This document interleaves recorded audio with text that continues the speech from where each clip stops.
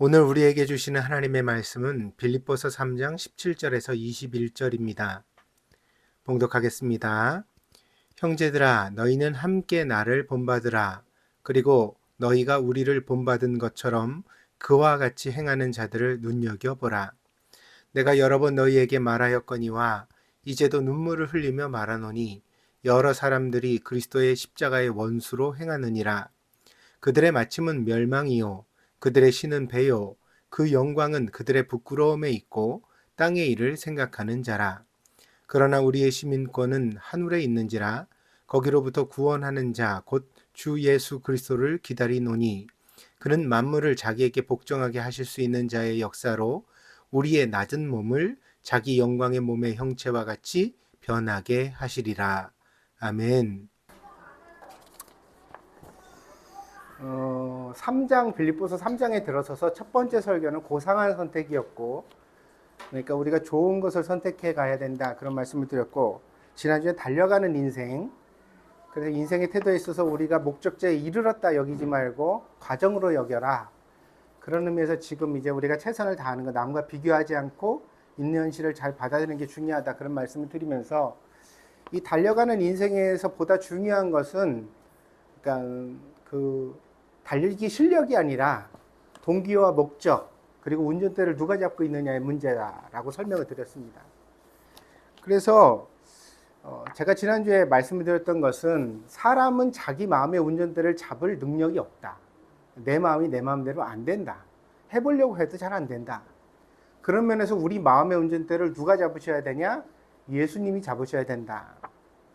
사도 바울이 그런 표현을 썼습니다. 3장 12절에 내가 이미 얻었다 함도 아니요 온전히 이루었다 함도 아니라 오직 내가 그리스도 예수께 잡힌 바 된 그것을 잡으려고 쫓아간다.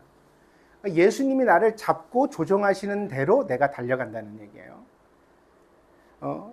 근데 여기 잡혔다라는 표현이 인상적입니다. 왜냐하면 그것은 경찰에 잡혔다, 다시 말해 포박되었다라는 의미를 담고 있는 단어이기 때문입니다. 그가 로마의 감옥에 수감되어 황제의 재판을 기다리고 있던 죄수의 입장이었다는 것을 반영합니다. 수사적 표현이 아니라 실제로 사도 바울은 무언가에 잡혀 있었던 것입니다.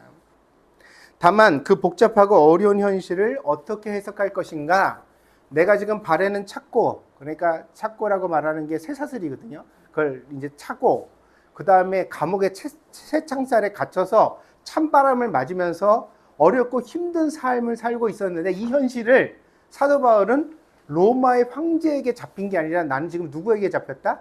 예수님께 잡혀있다. 예수님의 목적이 있으셔서 나를 여기 보내셨다, 이렇게 해석했다는 것입니다. 선택은 여전히 바울의 몫이었습니다.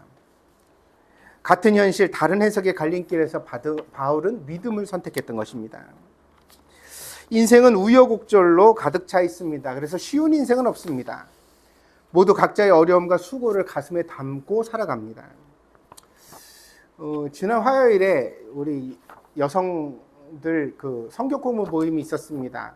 교회에서 만들어준 것도 아니고 어느 날 갑자기 자기들끼리 그래도 우리가 모여가지고 성경 읽기를 좀 같이 하면 좋지 않겠느냐, 이렇게 얘기가 이루어져서, 목사가 시킨 게 아닙니다. 누굴 임명해 준 적도 없고요. 뜻이 맞는 분들이 모이더니 한 분, 두 분 더 초청해가지고 나올 수 있는 사람은 다 나와라. 그래서 이제 성경 읽기 모임을 1년을 넘게 가져왔습니다. 이번 주에 이제 읽은 게 창세기부터 시작해가 쭉 읽어온 게 에스겔서를 제가 가서 읽었거든요. 거기까지 이제 읽어왔던 겁니다. 제가 새해에는 2023년도에는 이 성경 공부 모임에 가끔 제가 가서 좀 돌아보겠다, 이렇게 얘기를 드렸더니 우리 집사님 말씀이, 목사님이 오면 뭔가 부담이 될 것 같다고, 형식이 있는 것보다 없는 게 좋겠다고, 그래서 지금 너무 편하고 솔직하고 되게 담백한 모임이니까 그냥 목사님 놔두셔도 될 것 같은데요, 이렇게 얘기를 했습니다. 그래서 제가 속으로 웃으면서 커피를 만들어서 이번 주에 갔습니다. 그건 무슨 얘기냐면, 여러분 이야기를 곡해하거나 목사에 대하여 어떤 목사님 간섭하지 마세요, 이런 뜻으로 들었다면 제가 못 갔겠죠. 근데 그게 아니라 여러분들이랑 저랑 사이가 너무 좋고 어떤 말이라도 부담 없이 해도 목사님 오해하거나 뭐 억지를 부리거나 그렇지 않는다는 거 여러분 아시고 얘기를 하시고, 저도 그렇기 때문에 여러분이 만만하고, 여러분이 인상을 쓰든 불평을 하든 어쩌라고 그러면서 목회할 만큼 이제 됐으니까, 그래서 커피를 만들어서 들고 갔습니다. 일단 칭찬을 좀 드립니다. 꾸준히 성경을 읽어온 내력이 고스란히 보여졌습니다. 여러분들이 성경을 읽는데 잘 읽더라고요. 보통 성경 읽기 모임을 제가 왜 평생 목회자를 하면서 안 가보겠어요. 근데 가본 다들 더듬거리기도 하고 좀 그런데 다들 잘 읽더라고요. 그래서 진도가 생각보다는 빨리 나가는 걸 보면서 좀 훈련이 됐는데 이런 생각을 했습니다. 그러나 읽는 것과 이해하는 것은 다릅니다. 읽기는 잘했는데 이해를 하는가? 또 이해하는 것과 묵상하는 것은 다릅니다. 지적으로 이해했다 하더라도 그거를 영적으로 묵상할 수 있는가? 묵상하는 것과 삶으로 실천하는 것은 또 다릅니다. 그래서 내가 굉장히 기도하면서 은혜를 받았다 하더라도 은혜 받은 대로 살아갈 수 있겠는가? 삶으로 실천하는 것과 그것을 유지하여서 인격이 되게 하는 것은 또 다릅니다. 한 번은 좋은 일을 할 수 있는데 계속 좋은 일을 해서 그것이 나의 인격, 본래 내 마음이 되도록 만들 수 있겠는가? 그래서 신앙은 끝이 없는 과정인 줄 믿습니다. 때문에 가야 할 길이 아직 멀고 우리는 더 성장해야 한다고 생각하고 있습니다. 목사가 같이 읽으면서 제가 알고 있는 바를 간략하게 설명하면서 인도를 했더니 오지 말라고 그랬던 분들이 다 끝나서는 너무 좋아요 목사님. 그래서 이게 여러분이 이렇게 립 서비스를 하는지도 제가 알 수 있잖아요. 근데 너무 좋다고 그래서 저도 기분이 참 좋았습니다. 그리고 기도의 시간이 되었습니다. 돌아가면서 마음에 숨겨진 기도 제목을 서로 이야기하게 되었는데, 그날 여러분들이 모인 분이 대부분 다 눈시울이 붉어졌어요. 자기 기도 제목을 얘기하면서도 울고, 다른 사람이 마음 아파하는 기도 제목을 들으면서도 마음이 먹먹해지고, 그 모습을 보면서 참 예쁘다는 생각도 들었지만 마음이 짠한 것이 제게 남았습니다. 겉으로 보면 모두 안정적인 수입과 괜찮은 중산층의 삶을 여러분이 살아가고 있습니다. 그래서 직업도 안정적이고 꽤나 괜찮은 사람들이에요. 그러나 남들은 부럽다고 여기고 저만큼만 돼도 좋겠다고 생각할 여러분의 삶이지만, 그러나 여러분은 모두 각자 자기 인생의 무게를 견디고 있었습니다. 아이 때문에, 남편 때문에, 시댁과 친정 때문에, 혹은 마음대로 조절되지 않는 자기 자신 때문에 마음 아파하고 쓰려하는 그런 하루하루를 보내고 있었습니다. 그래서 여러분의 기도에는 눈물이 있었던 것입니다. 그래서 목사가 여러분에게 약속하고 왔어요. 뭐냐면 여러분 기도 제목을 목사가 꼭 같이 기도하겠다고. 제가 확신하는 바는 하나님이 더디 들으시기는 하지만 제 기도를 거절하신 일이 거의 없어요. 그래서 여러분이 오늘 기도하는 이 제목들이 언젠가는 꼭 감사의 제목이 되게 될 줄 믿습니다. 희망을 버리지 마십시오. 그리고 결코 나쁘게 생각하지도 마십시오. 그게 예수님께 붙잡힌 사람들의 생각이기 때문입니다. 로마의 황제에게 붙잡혀 감옥에 있으면서도 여전히 자기 자신은 예수님께 붙잡혀 있다고 말했던 바울의 모범을 여러분도 따를 수 있기를 바랍니다. 돈이 없어 이렇게 사는 거 아니고, 여러분한테 어떤 부족한 일이, 우리 아이가 남보다 부족해서 이렇게, 그거 아니라는 거예요. 여러분이 있는 그 자리가 하나님께서 여러분을 믿고 맡기신 자리예요. 믿습니까? 그리고 거기 잘 열심히 감당할 수 있도록 하나님이 지혜도 주시고 힘도 주실 줄 믿습니다. 이겨낼 수 있어요. 여러분이 행복해질 자격이 있다고. 여러분을 행복해지도록 만드실 계획이 아니면 왜 여기 보내셨냐고. 동경 드림교회. 그러니 여러분 그 하나님을 믿어드리고 마음의 확신을 가지고 함께 나아갈 수 있는 여러분이 되어지기를 바랍니다. 황제에게 잡혔다면 마침내 죽을 것입니다. 그러나 예수님께 붙잡혔다면 마침내 살 것입니다. 혹여 황제가 그를 죽인다 하더라도 부활의 능력으로 다시 살게 하실 수 있는 분이 예수님인 줄 믿습니다. 바울은 그 궁극적 승리를 믿었기에 예수님께서 어떤 환경과 결과에서도 능히 구원하실 것이다. 그래서 지금 보이는 현실은 참담하지만 비참하지만 그래도 여기는 나의 끝이 아니야. 나는 믿어. 나는 한 방이 있어. 예수님이 단번에 바꾸실 수 있어. 그걸 믿었기 때문에 이 사도 바울이 쓴 빌립보서를 우리가 기쁨의 서신이라고 부르는 것입니다. 여러분의 기쁨은 여러분의 의지의 산물이 아닙니다. 기뻐하기로 결심한다고 해서 기뻐할 수 있다면 세상의 모든 사람의 마음의 병은 사라질 것입니다. 의사들이 하는 제일 무책임한 소리가 스트레스 받지 마세요예요. 아니 스트레스를 받고 싶어 받는 사람이 어디 있어? 저거 집에 가셔서 마음 편안하게 하시고 스트레스 받지 마세요. 아니 스트레스를 당신이 내 삶에 들어와서 살아봐. 그게 마음대로 안 되는 거거든요. 그래서 기쁨은 의지의 산물이 아니에요. 기쁨은 은혜의 산물입니다. 예수님께서 우리 마음의 운전대를 잡으셨을 때 우리 마음속에서 생겨나는 열매인 줄 믿습니다. 그래서 우리는 그 예수님의 도우심을 기대하고 예배를 드리는 것입니다. 성경을 읽고 기도를 하는 것입니다. 그러므로 삶의 형편이 어떠하든지 간에 기쁨의 열매가 없다는 것은 그리스도인으로서 우리의 믿음이 건강하지 못하다는 증거가 됩니다. 자꾸만 뭐라고 생각하냐면 어떤 상황을 해결해야 내가 기뻐할 수 있다고 생각하거든요. 그러니까 제가 다시 말씀드리면 아이가 대학만 가면 남편이 승진만 하면 나한테 수입이 10만 원만 늘어나면 내가 지금은 건강해가지고 병이 있는데 이 병이 나아가지고 내가 막 마음대로 달리기 하고 모임에 나갈 수 있는 그런 건강만 되면 그때 기뻐할 수 있어. 그러나 지금은 어때요? 지금은 우울하고 슬프고 그렇다고 생각을 하는 거거든요. 근데 제가 다시 말씀드린 거야. 수화무는 거북이가 두루미를 낳아요. 이해하시겠어요? 그게 해결돼도 그 다음 문제가 기다리고 있다니까. 그러니까 인생을 기뻐한다는 것은 환경의 문제가 아니에요. 마음가짐과 선택의 문제지. 믿습니까? 오늘 아침에 일어났는데 애는 학교 안 가겠다고 떼를 쓰고 울고 남편은 양말 못 쳐줬다고 짜증을 내고 집에서 막 하수도가 막혀가지고 막 욕실에서 머리카락이 둥둥 떠다니고 밥솥은 잘 되는 게 안 돼가지고 갑자기 막 탄내가 나고 이렇게 됐다 해요. 그래도 죽을 일은 아니야. 믿습니까? 하나씩 풀어가면 됩니다. 믿습니까? 잘 달래서 아이 학교 보내면 되는 거고 양말 찾으면 되는 거고 뭐 하수구 뚫으면 되는 거고 밥솥은 다시 하면 되는 거지 뭐. 그게 내 마음을 불행하게 할 원인은 아니라는 거예요.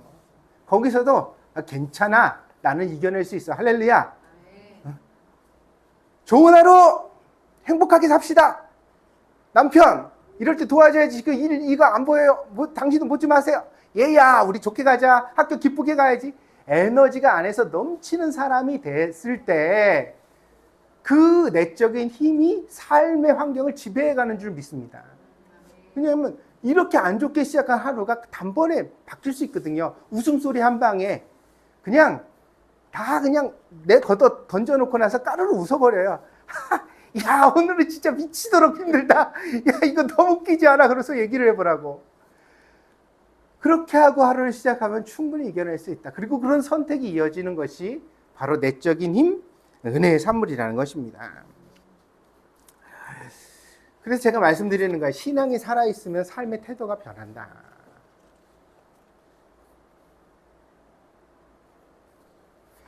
사람이요, 제가 말한 것 같은 상황에서 하루는 짜증을 낼 수 있어요. 근데 그렇게 하루를 짜증을 내고 나면 여운이 길게 남거든요. 무슨 얘기냐면 다음날 아침에 눈을 떴을 때 좋은 소식이 생각이 들까 나쁜 생각이 들까. 어저께 그지 같았는데 오늘 또 얼마나 그지 같을까. 표현이 너무 격해요? 죄송해요. 그게 현실이니까.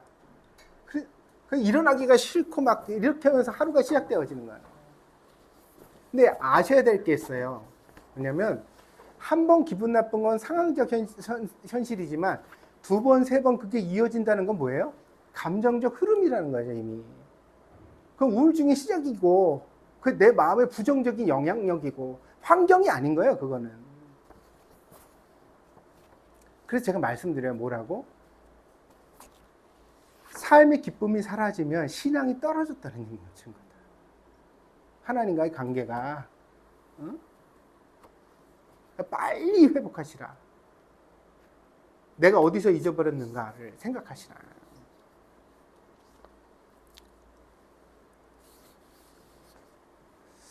오늘 본문에는 십자가의 원수라는 격한 표현이 등장합니다. 이거는요, 사도 바울이 빌립보서 3장에 들어서 가지고 격한 표현을 두 가지 쓰는데 3장 2절에 나오는 개들이라는 표현이에요. 개들을 삼가라 이렇게 얘기를 해요. 사람을 개들이라고? 이 개들이 누구라고 그랬죠? 제가 뭐라고 설명드렸죠? 빌립보 교회에 들어와서 복음을 훼손한 잘못된 교사들, 설교를 이상하게 하는 사람들이 있었는데 이들에 대하여 사도 바울이 분노했기 때문에 한국식 표현으로는 개, 이런 아들들 이런 표현을 쓴 거예요. 그래서 그렇게 분노를 표현하고 있죠. 그런 다음에 3장 18절에 와서 뭐라고 얘기하냐면 십자가의 원수라는 표현이 등장합니다. 근데 여기서 주목할 것은 눈물을 흘린다라는 표현입니다. 이제도 내가 눈물을 흘리며 말하노니 여러 사람이 그리스도의 원수로 행한다 그랬습니다. 두 가지 의미가 있습니다. 하나는 눈물을 흘리면서 호소하니 당신들은 십자가의 원수가 되지 마십시오라는 뜻이 있고, 두 번째는 많은 사람들이 그렇게 십자가의 원수가 되는 것을 보니 나는 눈물을 흘리지 않을 수가 없습니다. 그런 의미가 있습니다. 약간 예민한 차이가 있는 거죠. 그러니까 목사라는 이름을 가지고 교회에 들어와서 잘못된 가르침을 전하는 사람들은 개들이라고 말할 만큼 분노했지만 그들의 가르침을 따라서 그들이 말한 걸 진실이라고 믿었기 때문에 교회를 분열시키고 예수님의 복음에 역행하는 삶을 살아가는 신자들을 볼 때 사도 바울은 목회자로서 무슨 생각이 드냐면 그들이 믿기만 한 것이 아니라 눈물이 났다는 거예요. 사람들이 건강한 그리스도인이 될 수도 있었던 사람들인데 저 사람들이 저렇게 앞잡이가 돼가지고 저렇게 교회에서 일을 일으키네. 그를 보면서 눈물이 났다는 거예요. 그러면서 한편으로는 그러니 이 빌립보서를 읽는 당신들은 절대로 십자가의 원수가 되지 마십시오라는 호소를 담고 있는 것입니다.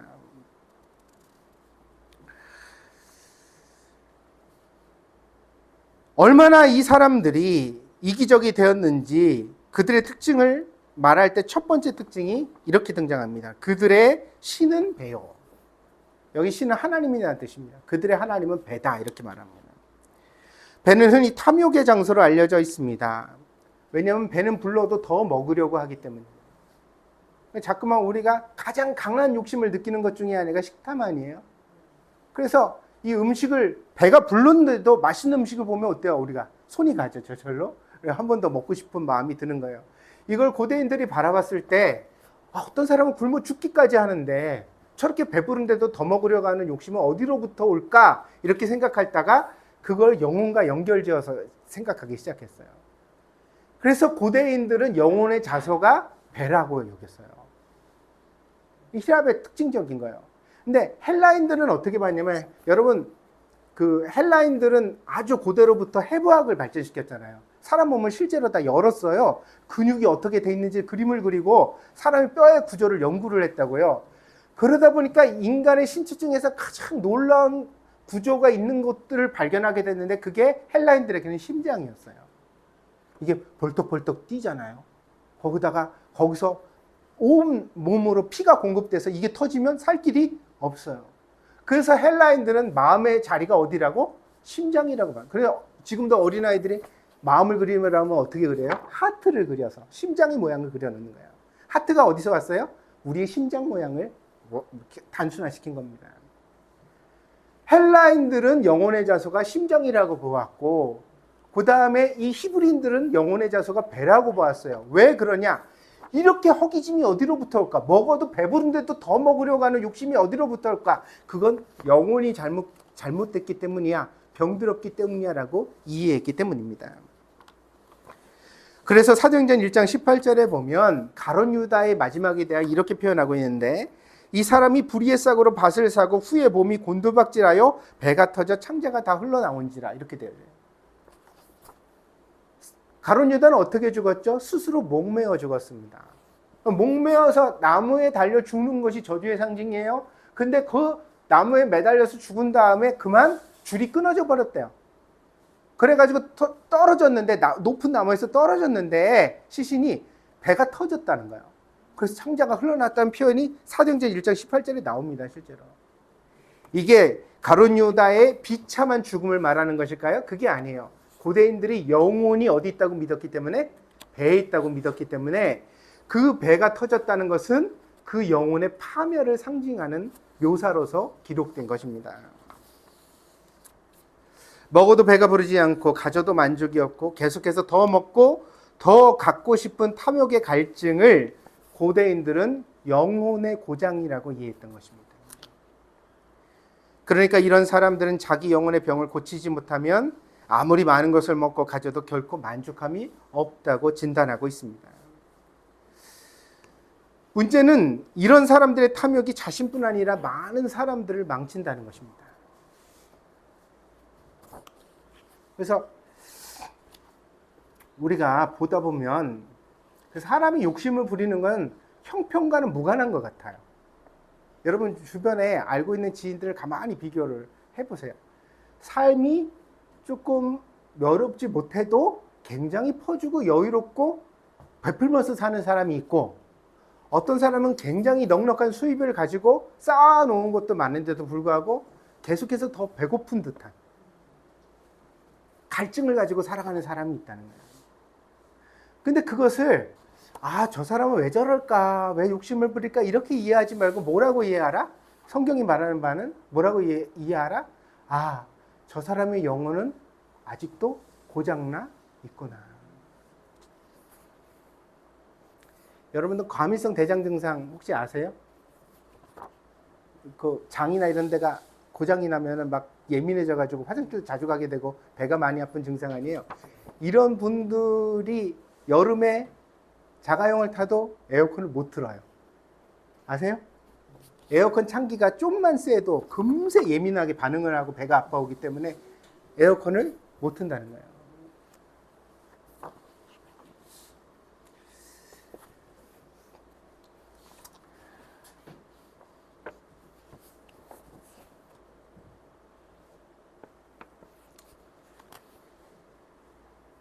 금전적인 것에 예민한 사람들이 있어요. 작은 이익에도 연연하는 사람들이 있어요. 삶의 형편을 보면 그쯤은 무시하고 살아도 될 것 같아. 객관적으로 이렇게 봤을 때 저만치 사는데 뭐 저 정도는 이제 신경 안 쓰고 사셔도 될 것 같아. 왜 저렇게 살까? 단순한 인색함의 문제가 아니에요. 아직도 뭐가 해결되지 못한가요?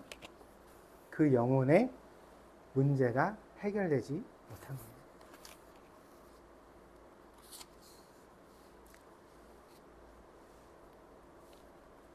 두 번째로 십자가 원수의 특징은 그 영광이 부끄러움에 있다는 것입니다. 이 말은 부끄러운 일을 오히려 자랑한다는 뜻입니다. 그 영광이, 그가 자랑하는 것이 부끄러움에 있다. 부끄러운 일을 오히려 자랑한다. 이는 도덕적 판단력이 상실되었음을 지적하고 있습니다. 남들이 다 보면 그건 좋아할 일이 아닌데 자기는 좋아해. 왜? 이익이 된다고 생각합니다.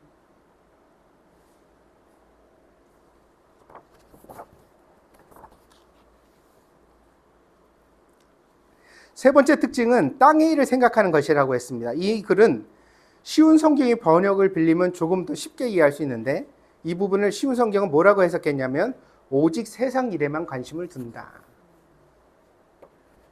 맨날 어디 누가 부동산 투자해서 돈 벌었대, 뭐 사업을 하는데 어떻게 해서 세금을 아꼈대, 해서 진짜 사람이요 그런 현실을 벗어나 살아갈 수는 없어요. 가끔 가다가 우리가 정보도 나누고 유익한 얘기도 할 수 있어요. 근데 문제는 제가 말하잖아요. 가끔 기분 나쁜 건 정상이에요. 믿습니까? 어느 날 갑자기 기분 나빴다고 해서 내가 뭐 우울증이 왔다거나 내가 인격이 훌륭하지 못하다고 생각할 필요가 없어요. 그거 바꾸고 훌륭해지면 되는 거야. 아멘? 근데 이게 일주일 연속, 한 달 연속 계속 그래. 그럼 문제가 있는 거예요? 없는 거예요? 있는 거죠. 이 사람이 맨날 입만 벌리면 맨날 땅의 일만 얘기를 해. 이 사람이 영적으로 건강한 사람이라고 할 수가 있겠는가? 결국 이러한 사람들의 결말을 멸망이라고 사도 바울은 말합니다. 이어 아울러 한 가지 특징이 더 부연되고 있습니다. 21절에 간접적으로 드러나는데 21절입니다. 그는 만물을 자기에게 복종하게 하실 수 있는 자의 역사로 우리의 낮은 몸을 자기의 영광의 몸의 형체와 같이 변하게 하시리라. 왜 바울은 그리스도인의 부활을 특히 몸의 부활이라고 묘사했을까요? 몸이 영광의 몸의 형체로 거듭나게 될 것이다. 이것은 3장 2절과 연관하여 이해해야 합니다. 2절에서 개들을 삼가고 행악하는 자들을 삼가고 몸을 상해하는 일을 삼가라 그랬어요. 그러니까 잘못된 가르침 중에 어떤 것이 있냐면 인간의 몸을 매우 하찮게 여기는 가르침이 있었다는 거예요. 그런데 사도 바울은 뭐라고 말하냐면 우리가 부활할 때 우리의 몸도 영광의 몸으로 부활하는 것이지 우리 몸을 버리는 것은 아니다. 지금 있는 몸을 갖다가 쓰레기통에 버리고 하나님이 새로운 몸을 지어주시는 게 아니야. 지금 있는 몸이 멋지게 될 거야. 아멘? 그렇게 얘기를 하고 있는 것입니다. 배를 신처럼 여긴다. 탐욕의 끝이 없다. 욕심을 부려도 모자르다. 그런데 그런 사람들이 어떻게 몸을 상해할 수 있을까? 자기 몸을 마치 일회용 그릇처럼 사용할 수 있을까? 이것이 참으로 모순적입니다. 근데 이 모순이 잘못된 신앙의 정체라는 거예요.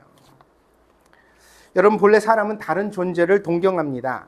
부부가 오래 살려면 매력을 잃지 말아야 하는데 이 매력을 오래 살면서 잃어버리는 이유는 서로 닮아지기 때문이에요. 거의 다 비슷해지니까 자극이 안 되는 거예요, 상대방한테. 먹는 거, 자는 거, 입는 거, 살아가는 거, 생각하는 방식들이 다 닮았잖아요. 얘기를 하면 나랑 똑같아. 이 상대방이 나한테 신선함이 될 수 있을까 없을까? 없죠. 그래서 익숙해서 자극이 없는 거예요. 매력이 없는 거예요.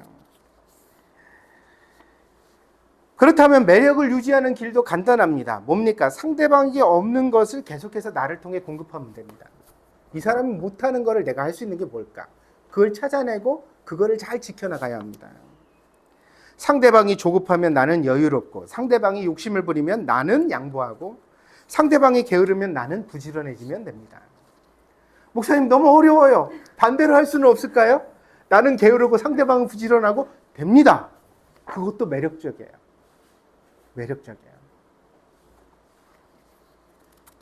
하나님께서 사람을 남자와 여자로 지으신 까닭은 서로 다르게 하려는 의도입니다. 서로 달라서 사랑으로 부족한 것을 채워주라는 것이 남자와 여자의 의미입니다. 그러니까 서로 닮아가는 것이 사랑이라면 매력은 그 닮아가는 과정 속에서도 서로 다른 무엇을 유지해가는 과정입니다. 자객이 없는 것을 서로 찾는 것입니다. 그렇다면 많이 싸우는 원인도 분명합니다. 우리 왜 그럼 많이 싸우게 될까요? 간단합니다.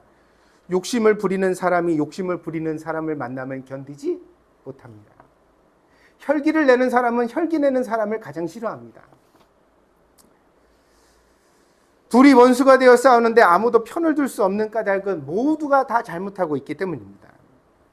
교만한 사람은 교만한 사람을 참지 못하고, 마음이 좁은 사람은 다른 사람이 자기에게 마음이 좁게 행동할 때 견디지 못합니다. 이 설교를 하면 여러분은 찔릴 겁니다. 안 찔리면 주님, 듣는 귀를 열어주세요. 주님, 들리게 해주세요. 자기 화의 근본이 뭔지를 좀 이해하게 해주세요.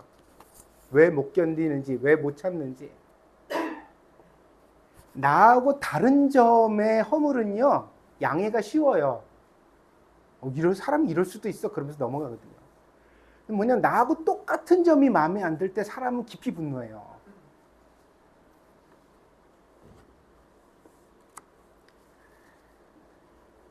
바울은 십자가의 원수가 되어 살아가는 사람들의 모순을 발견했습니다. 그들은 겉으로는 몸을 학대하면서 속으로는 배를 위하고 있는, 욕심을 충족시키려는 삶을 살고 있었습니다. 그들은 육체를 금과 보석으로 장식하지는 않았습니다. 종교적이라고 자기가 보여졌기 됐기 때문에. 그래서 금식도 하고 막 여기가 광대뼈가 나올 만큼 막 그렇게 막 경건의 삶을 사는 것과 같은 외양을 보이고 있는 거죠. 그러나 그들은 사도 바울이 말한 것처럼 교리로, 학벌로, 가문으로, 출신으로 자기 자신을 장식한 채 살아가고 있었습니다. 다른 사람들보다 자기가 우월하고 자기가 더 영향력 있는 사람이 되려는 욕심을 계속 부리고 있었습니다. 제가요, 젊은 시절에는 카리스마 있는 목사를 지향했어요. 여러분 뭐 그렇겠지만 저하고 싸우지 마세요. 저는 성질 고약해요. 제가 미리 말씀드리는데, 저는 한번 이렇게 저 사람 틀렸네 이렇게 하면 오래 갑니다. 그거 풀기가 굉장히 힘든 사람 중에 하나예요.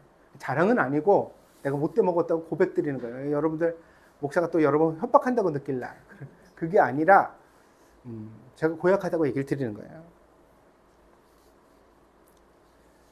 그런데 이제 목회를 해오면서 하나님이 저를 변화시켜 주셨는데, 그게 뭐냐면 고약한 리더십이 아니라 감동적인 리더십이 돼야 되겠다. 목사로서 내가 어떻게 사람들을 감동시킬 수 있을까를 생각하게 되었습니다.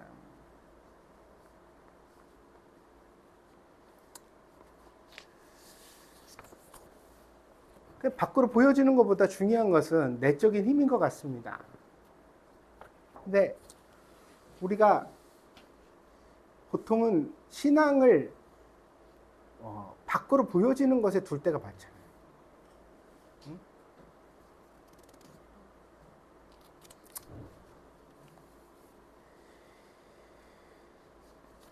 자꾸만 영향력 있는 사람이 되려고 해요. 목사에게도 그런 욕망이 있었다는 거예요. 그래서 내가 말을 하면 막 군대처럼 교인들이 착착 움직이고, 목사가 눈을 탁 떠가지고 이렇게 하면 막 집사님들이 막 벌떡 일어나가지고 착착착착 사람들 챙기고. 미안하지만 동경드림교회는 그런 교회를 지향하지 않습니다. 그래서 여러분들이 오시면 뭐 교회가 이상하다 이렇게 느낄 수도 있는데, 나는 정상이라고 믿으니까 내가 바라는 대로 목회를 해나가고 있습니다. 저는요, 영향력이 삶의 감동에서 온다고 믿거든요. 그걸 내가 어떻게 줄지를 고민하게 된 이후로 영향력이 있어 보이는 외모에는 신경을 안 쓰게 됐습니다. 그러니까 뭐 굳이 그럴 필요가 있을까? 근데 여러분들 가만히 생각해 보세요. 여러분의 말이 권위 있길 바라죠. 여러분이 말하면 사람들이 귀담아 듣고 막 그렇게. 그 욕망이 어디서 왔을까? 그걸 그렇게 자기가 말을 할 때 사람들이 막 앞에서 막 다소곳하게 듣고 귀 기울이고, 아 그러세요 이렇게 응대하고 그러기를 바라기 때문에 여러분이 뭘 내세우는지 아세요? 학벌. 나 어느 대학 나왔는데 뭐 어디까지 배웠는데 뭐 이런 얘기. 그다음에 사회적 지위, 교회에서의 직분. 웃기고들 있네 진짜.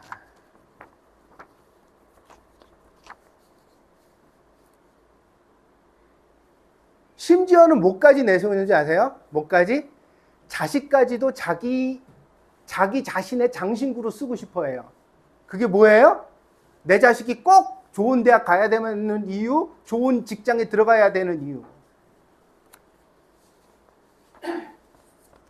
목사님은 아니세요? 진짜로? 아니야, 나 설교할 때 내가 이 설교를 가짜라고 했다면 우리 집사람이나 우리 집 사람들이 나를 비웃을 겁니다.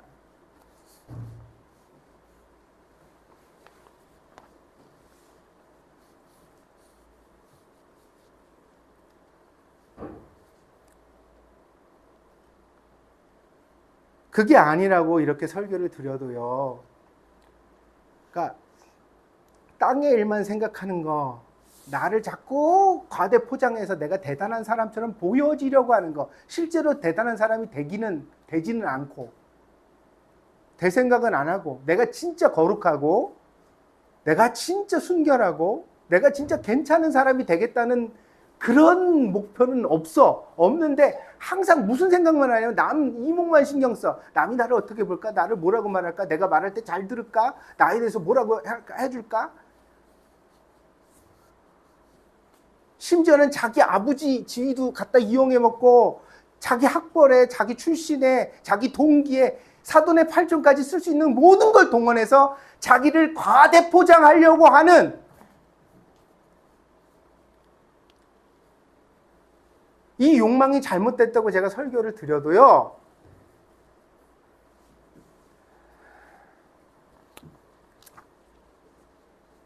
이런 사람들이 이 설교가 끝나면 또 딴 게 일만 얘기합니다.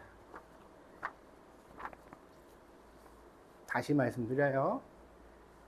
아이가 좋은 대학을 가도 좋은 대학을 가지 못해도 심지어는 재수를 하고 삼수를 하고 사수를 해도 그 이상은 제가 말하지 않아요. 왜? 우리 아들이 거기까지는 가봤으니까 내가 그 품으로 얘기하죠. 재수를 해도 그래도 여전히 내 자식은 귀하고, 아멘? 내 삶은 소중하고, 믿습니까? 하나님은 거기 뜻이 있으시고 나를 통해서 이루실 아름다운 결말이 있고, 그래서 나는 어떻게 살아야 돼요? 기뻐하면서 살아야 하고. 나를 꾸밀 필요가 없어요. 이미 내 안에 하나님이 정하신 아름다운 계획이 있으십니다.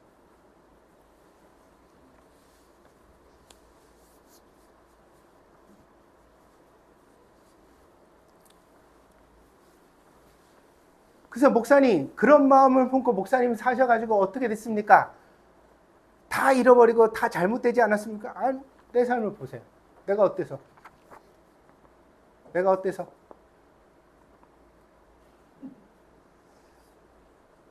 여러분들 아이들이 나이 30 먹어서 우리 준혁이 찬혁이만큼 부모하고 대화하고 말 듣기가 쉽지 않을걸?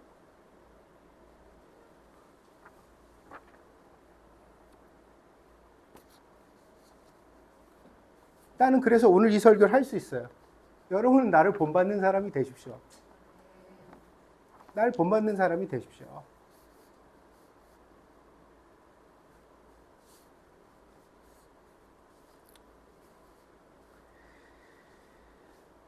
바울은 신앙이 말이 아니라고 설명합니다.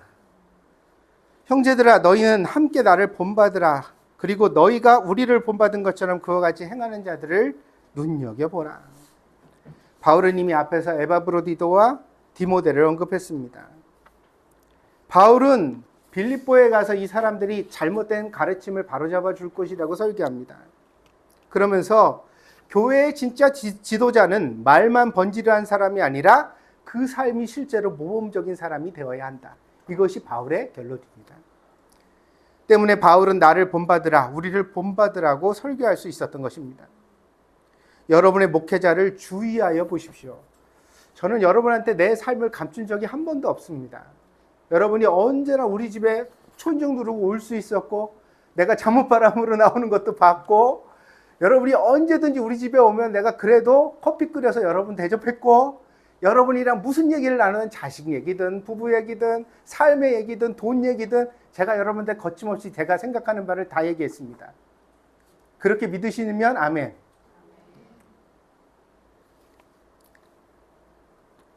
여러분의 목회자를 주의하여 보십시오. 그리고 그 설교뿐 아니라 삶을 본받으십시오. 같이 봉사하고 같이 섬기고 사랑하십시오. 그것이 여러분의 신앙을 건강하게 하는 비결입니다. 말로만 가르치는 사람은 따르지 마십시오.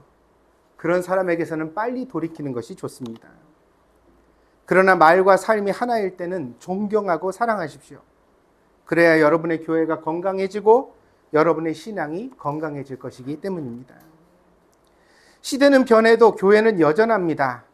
우리는 많은 문제의 도전을 받고 있습니다. 우리가 가진 비전을 어떻게 이룰 것인가 우리의 숙제입니다. 십자가의 원수가 되지 말고 하늘의 시민권을 가진 성도가 되도록 합시다. 그렇게 하기 위해서는 말로만 신앙생활 해서는 안 됩니다. 진실로 회개하고 새 사람이 돼야 될 줄 믿습니다. 우리가 배운 바를 다 실천하지 못하더라도 적어도 최선의 노력을 하고 그래도 못 실천하는 것은 부끄러운 줄은 알도록 합시다. 적어도 부당하고 비도덕적인 것을 자랑하는 편파적인 사람은 되지 말도록 합시다. 신앙은 양심도 없는 것이 아니라 양심보다 나은 것이어야 합니다. 양심도 지키지 못하면서 신앙을 말하는 것은 언어도단입니다.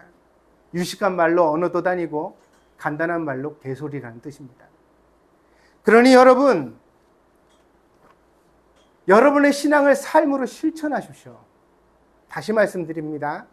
지금 주어져 있는 그 현실 속에서 오늘을 기쁘고 감사하게 받아들이지 못하면 여러분의 믿음은 무용지물입니다. 믿습니까? 욕심을 버리십시오. 버리지 못하겠다면 좀 줄이기라도 하십시오. 그 욕심 다 가지고는 천국에 들어가는데 버겁습니다. 게으름을 버리십시오. 아침에 일찍 일어나고 늦게 눕는다고 부지런하다고 착각하지 마십시오. 부지런함은 삶에 꼭 필요한 일을 하는 것입니다. 꼭 필요한 일을 해내는 사람들은 많이 자도 게으른 것이 아닙니다. 자기가 할 일을 다 하고 나면 그 여유를 충분히 즐길 수 있습니다. 아멘? 문제는 자기가 하고 싶은 일만 하고 해야 되는 일들을 미룰 때, 아침에 일찍 일어나고 저녁에 늦게 누워도 게으른 겁니다. 교회는 이득을 보기 위해 나오는 것이 아닙니다. 교회에서 자기를 부정하지 못하면 여러분의 신앙생활은 건강하지 못합니다. 그러니 자, 오늘 설날이잖아요. 2024년이 시작하는 설. 오늘의 결론, 말은 줄이고 신앙을 보여주라. 있습니까? 네, 말은 줄이고 신앙을 보여주라.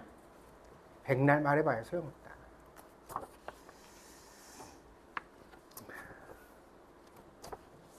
저도 더 노력하겠습니다. 우리 더 노력해서 좋은 교회 만들도록 합시다. 네.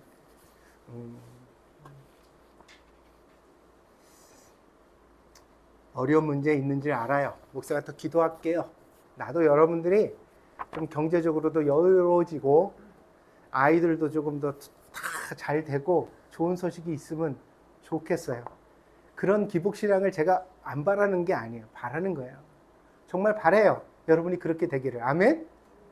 학교도 합격하고 목사님 맨날 떨어진 얘기만 해. 아니, 그게 아니야. 내가 말하는 본질을 좀 이해해줘요. 떨어지나 붙으나 그 자식은 내 자식이라고 믿습니까? 그리고 여전히 나는 하나님의 은총 가운데 있다고. 그 얘기를 하고 싶은 거예요. 그러니까 자꾸만 붙어야만 축복이고 붙어야만 내가 된다고 생각하는 그 강박증에서 벗어나고 좀 자유해지시라고. 괜찮다고, 별일 아니라고. 믿습니까? 아이가 오늘 학교 안 간다고. 그 어리광이 어리광. 뭐 그 신경을 써. 1년 지나면 달라질걸. 나중에는 친구가 좋아가지고 너무 학교가 살아서 걱정일걸. 사춘기 되면 그럴 때가 와요. 서클 활동한다고 아침에 가서 저녁 때 또 안 오고, 엄마 나 친구 집에서 자고 가면 안 돼? 이럴 때가 온다고. 와요 안 와요? 그러니 힘내요. 하나님이 기도하는 대로 이루어 주실 겁니다.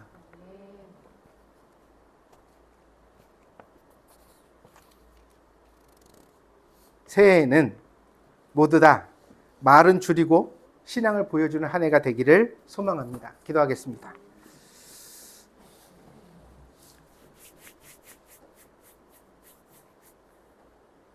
하나님 보시기에 나는 어떤 신앙인입니까? 나는 믿는 대로 살아가고 있습니까? 사도 바울은 로마의 감옥에 갇혀서도 기쁨을 설교하고 사람들에게 소망을 가지라고 격려했는데, 나는 등 따습고 배부른 삶의 환경 속에서도 낙심하고 푸념하고 누군가를 미워하고 원망하고 있지는 않습니까? 하나님, 저들인들 저렇게 살고 싶겠습니까? 마음이 마음대로 안 됩니다. 진짜 신앙대로 살고 싶은데, 그런 소망은 있는데 그게 마음대로 안 됩니다. 그게 마음대로 안 되는 신앙생활을 1년도 하고 2년도 하고 10년도 해왔습니다. 그래서 오늘 이제는 너희가 그리스도께 잡힌 바 되어야 한다. 마음의 운전대를 그만 내 손에서 놓고 예수님께 드려라. 말씀하시는 주의 음성이 귀한 줄 믿습니다. 주님, 자기 뜻대로 살지 말고 예수님 뜻대로 사는 성도들 되게 하여 주옵소서. 하나님 말씀 아침에 일어나 묵상하고 기도로 하루를 시작하게 하시고, 하나님께서 나를 다스릴 수 있도록, 나를 인도하실 수 있도록 삶의 자리를 내어드리는 동경드립계 성도들이 될 수 있도록 하나님 인도하여 주시옵소서. 그리하여 2023년도 새해에는 삶의 상황이 어떠하든지 간에 항상 기뻐하고 감사하고 사랑할 수 있는 성도들 되게 하여 주시옵소서.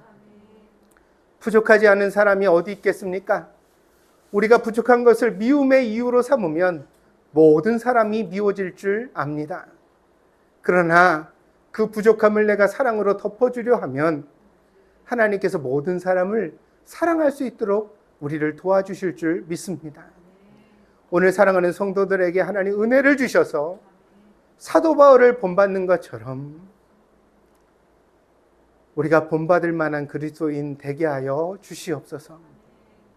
하나님께서 우리를 인도해 주시기를 원하오며 예수님의 이름으로 기도했습니다. 아멘.